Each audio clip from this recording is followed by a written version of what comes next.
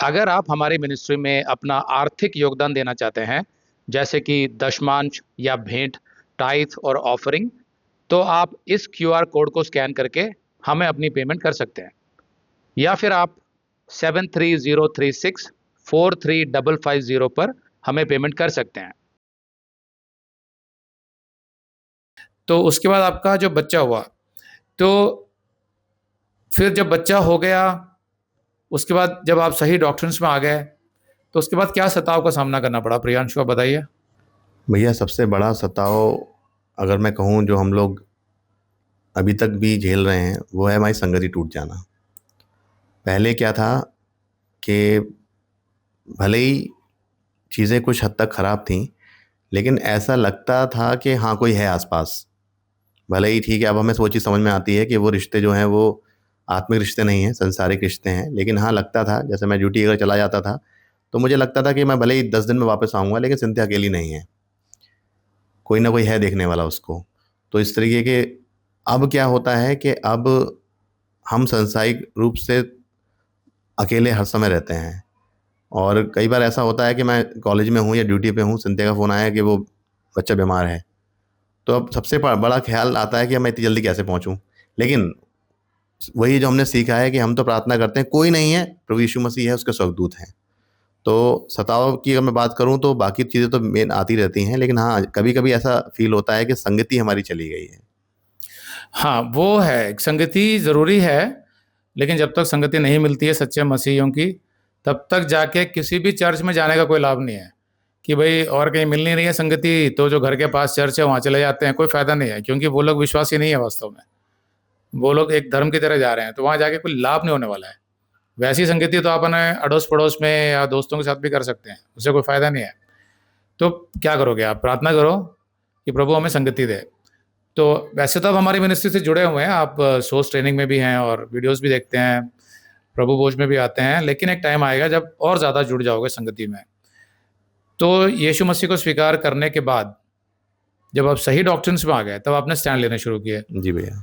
तो उसकी वजह से जॉब में या कॉलेज में कहीं दिक्कतें आती थी? आती थी भी भैया, इनफैक्ट आती भी हैं। और कई बार ऐसा होता है कि जो बाकी लोग होते हैं वो हमें बिल्कुल अलग कर देते हैं। पता नहीं उनको क्या लगता है, ऐसा उनको ऐसा लगता है कि ये हमारे, क्योंकि जब हम लोग स्टैंड लेते हैं तो कई बार हमें उनकी कुछ धार्मिक चीज़ों को भी मना करना पड़ता है। तो जब वो वाला पॉइंट आता है तो जितने भी आपके सामने हैं, आप भले ही आप कॉलेज में हो, भले ही आप कहीं और हो, तो जितने भी आपके कलीग्स हैं, आपके अपफ्रंट पीपल हैं, उन सबको ये लगता है कि ये डायरेक्टली इनडायरेक्टली हमारे धर्म की बुराई कर रहा है। तो उसमें जो कड़वाहट होती है वो 4 गुना बढ़ जाती है। तो उस समय पे ऐसा लगता है कि हम तो अकेले हो गए, लेकिन फिर समझ में आता है कि कोई बात नहीं, परमेश्वर हमारे साथ हर समय है। भले ही, क्योंकि जहाँ पे भी हम लोग हैं, जैसे मैं कॉलेज में हूँ, तो मुझे वहाँ कोई इंसान लेके नहीं गया है। इनफैक्ट मैं अपनी भी मर्ज़ी से नहीं गया हूँ, मैं ये मानता हूँ कि मुझे प्रभु यीशु मसीह लेके गया है। और जैसा हमने सीखा है कि जब तक वो चाहेगा हम वहाँ रहेंगे, भले ही कोई हमारे साथ हो या ना हो, लेकिन प्रभु यीशु मसीह हर समय हमारे साथ रहता है। सिंथिया, आपके कोई एक्सपीरियंस हुए हो इस बारे में कि जब से आपने स्टैंड लेने शुरू किए हैं, तो कोई गवाही है आपकी? भैया गवाही तो मैं बस ये बताना चाहूँगी कि जब से हमने स्टैंड लेना शुरू किया, कि मुझे अच्छे से याद है जब हमने अपने बच्चे का बपतिस्मा नहीं करवाया। क्योंकि मैंने जैसे आपको बताया था कि हमारे यहाँ मेथोडिस्ट में बच्चे का बपतिस्मा कर दिया जाता था, तो सबने करवाए हैं। जब ये मेरा बेटा पैदा हुआ था तो बाकी बच्चे भी हुए थे, मेरे कज़िन, इनके कज़िन्स के भी काफ़ी बच्चे हुए थे, डिलीवरी हुई थी उनकी।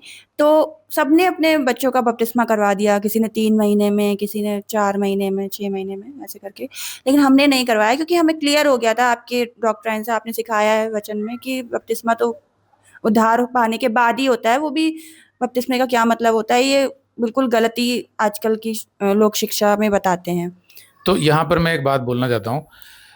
प्रियांशु और सिंथिया का बच्चा जब बड़ा हो रहा था, तो उनको ये समझ में आया ऑब्जर्वेशन से कि उनका जो बच्चा है वो ठीक से बोल नहीं पाता है, शब्दों का उच्चारण नहीं कर पाता है, वर्ड्स नहीं बोल पाता है। अभी 3.5 साल का हो गया है, तो वो बात नहीं कर पाता है। तो फिर कुछ उसके बिहेवियर इश्यूज हैं, वो जैसे नॉर्मल बच्चे होते हैं, नॉर्मल बैठते हैं, नॉर्मल बात करते हैं, वैसे नहीं करता है वो। तो जो भी प्रॉब्लम है, हमने उसे प्रभु को समर्पित किया हुआ है और हमारे सारे ग्रुप्स उस बच्चे के लिए प्रार्थना कर रहे हैं। उस बच्चे का नाम है डैरन सिंह हो जाएगा नाम। तो हमें पता है कि प्रभु कुछ ना कुछ समाधान उसका निकालेगा, लेकिन जब तक वो समाधान नहीं निकालता तो आपने ज़रूर महसूस किया होगा कि जितने लोगों ने बोला था बपतिस्मा करा लो और आपने नहीं कराया था बपतिस्मा, तो क्या उन्होंने कभी इनडायरेक्टली आपको बोला कि ये इस वजह से हुआ है? जी हाँ भैया, मैं यही बताने वाली थी कि डायरेक्टली हमारे फेस पे तो नहीं बोला, बट इनडायरेक्टली या घुमा फिरा के सारी बातें इनके पेरेंट्स ने भी बोला कि ऐसा करो, तुम लोग ने बपतिस्मा नहीं करवाया है तो किसी पास्टर को बुला के घर में प्रार्थना करवा लो उसके ऊपर हाथ रख के, या फिर तुम लोग चर्च लेके जाओ। ऐसा भी कई लोगों ने बोला कि आप लोग उसको चर्च ले जाओ एक बार, कम से कम चर्च तो ले जाना बहुत ज़रूरी है बच्चे को। अगर आप चर्च नहीं ले जाओगे या फिर किसी पास्टर को बुला के आप घर में प्रार्थना नहीं करवाओगे तो फिर बच्चा जो है थोड़ी उसमें प्रॉब्लम होती रहेगी, ये बीमार होता रहेगा या फिर कोई और दिक्कत हो सकती है। तो ये वैसा ही हो गया जैसे अन्य धर्मों में होता है कि उसको नज़र का टीका लगा दो, हाँ, या कोई धागा बांध दो। ये जो अंधविश्वास है ना, यही मसीहत को धर्म बना देती है। तो आपको क्या लगता है कि मतलब आप हमारी शिक्षाओं से सीख तो गए सच्चाई, लेकिन मन में कभी डर नहीं आता कि हो सकता है कि हमने बपतिस्मा ना करवाया हो, इस वजह से ये हुआ हो?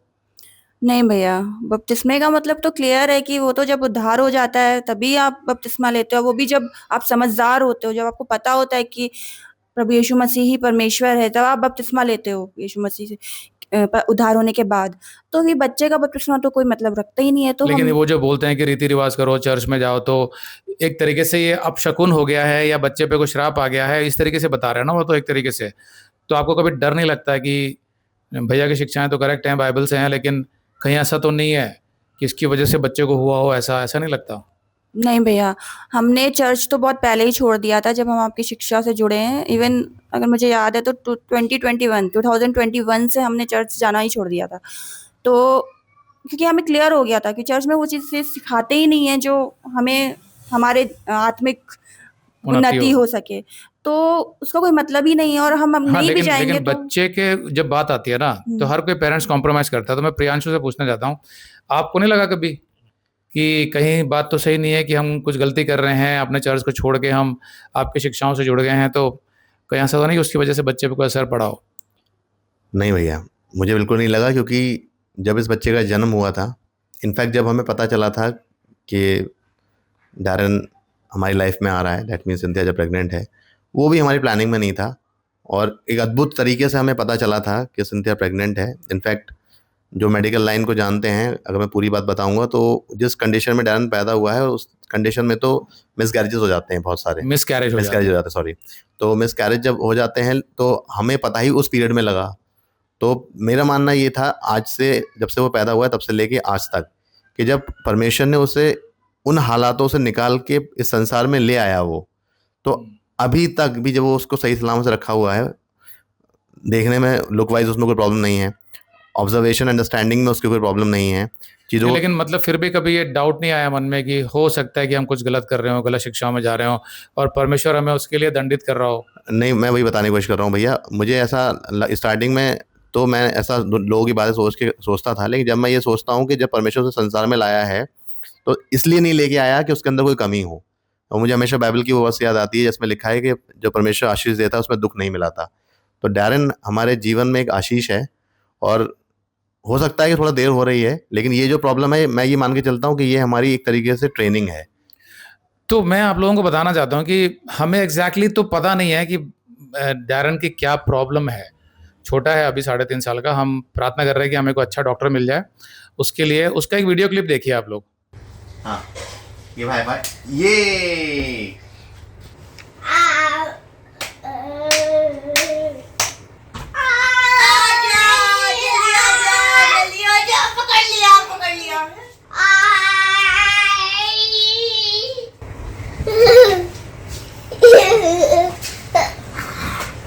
तो इससे आपको थोड़ा अंदाज़ा लग गया होगा कि उसका बिहेवियर नॉर्मल नहीं है, वो बोल नहीं पाता है।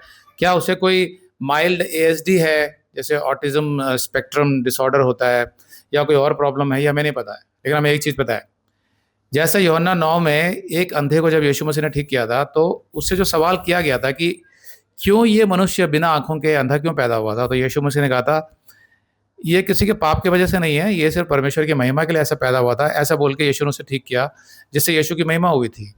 तो हमको पता है कि डैरन से भी एक दिन यीशु मसीह की महिमा होगी। ये वो लोग नहीं जानते हैं जो आज इनको कहते हैं कि तुमने गलत किया है चर्च छोड़ के और तुम गलत शिक्षाओं में चले गए हो, इसकी वजह से ऐसा हुआ है। लेकिन हमको पता है कि वो यीशु की महिमा के लिए हुआ है, जिसके लिए हमारे मिनिस्ट्री के सब भाई बहन प्रे कर रहे हैं, सारे ग्रुप्स उसके लिए प्रे कर रहे हैं। तो हमको पता है एक समय आएगा जब ये साबित हो जाएगा कि यीशु की महिमा के लिए ही वो ऐसा पैदा हुआ था। सिर्फ उतना ही नहीं, बल्कि जब यीशु किसी को चंगाई देता है तो वो बच्चा सामान्य से बहुत ऊपर होता है, मतलब उसका इंटेलिजेंस, उसकी हर बात, और वो बहुत सारी आशीषें पाएगा, ऐसा हमें विश्वास है। और मुझे पता है कि आप लोगों को भी ये विश्वास है, क्योंकि हमारी मिनिस्ट्री में ऐसी बहुत सी गवाहियां हैं। तो वो होएगा, आप लोग उसके लिए प्रार्थना करते रहिए। और प्रियांशु और सिंथिया दोनों को भी इस बात का विश्वास है, तो हम इसीलिए उनको प्रोत्साहित करते हैं कि आप इसकी चिंता मत कीजिए।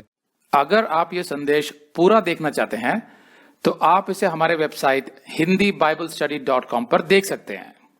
ये वीडियो हमारे अगस्त के वीडियोस में अपलोड किया हुआ है, तो जिनके पैकेज में भी अगस्त का महीना शामिल है उनको ये वीडियो उनके माई अकाउंट में अगस्त के वीडियोस में मिल जाएगा। अगर आप हमारे वीडियो फोन पर देख रहे हैं तो अच्छी स्पीड के लिए कृपया गूगल क्रोम या मोजिला फायरफॉक्स ब्राउजर इस्तेमाल करें। तो इनको डाउनलोड करने के लिए आप प्ले स्टोर में जाएं और ऊपर गूगल क्रोम टाइप करें, फिर आप गूगल क्रोम ब्राउजर पर क्लिक करें और उसे इंस्टॉल करें। ये एकदम फ्री है।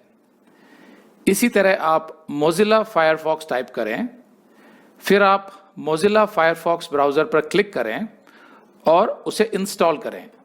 यह भी एकदम फ्री है। इसके बाद आप गूगल क्रोम ब्राउजर को क्लिक करके उसे खोलें और उसमें hindiBiblestudy.com टाइप करें, मतलब पूरा hindiBiblestudy.com एक साथ बिना किसी गैप के। तब हमारा वेबसाइट गूगल क्रोम में खुल जाएगा और आपके वीडियोस अच्छे से चलेंगे। इसी तरह आप मोजिला फायरफॉक्स ब्राउजर भी क्लिक कर सकते हैं और उसमें भी बिना गैप के hindiBiblestudy.com टाइप कर सकते हैं। उसमें भी हमारे वीडियोस बिल्कुल आराम से चलेंगे। इसके अलावा अगर आप चाहें तो बेहतर स्पीड के लिए आप वीडियो के नीचे बने प्ले बार पर सेटिंग्स का चिन्ह दबाकर 240p 240p सेलेक्ट कर सकते हैं, जिससे आपका बहुत ही कम डेटा खर्च होगा। 240 सेलेक्ट करने के बाद आप वीडियो के बाहर कहीं भी क्लिक कर दीजिए, फिर वीडियो को पीछे ले जाकर शुरू से देखिए।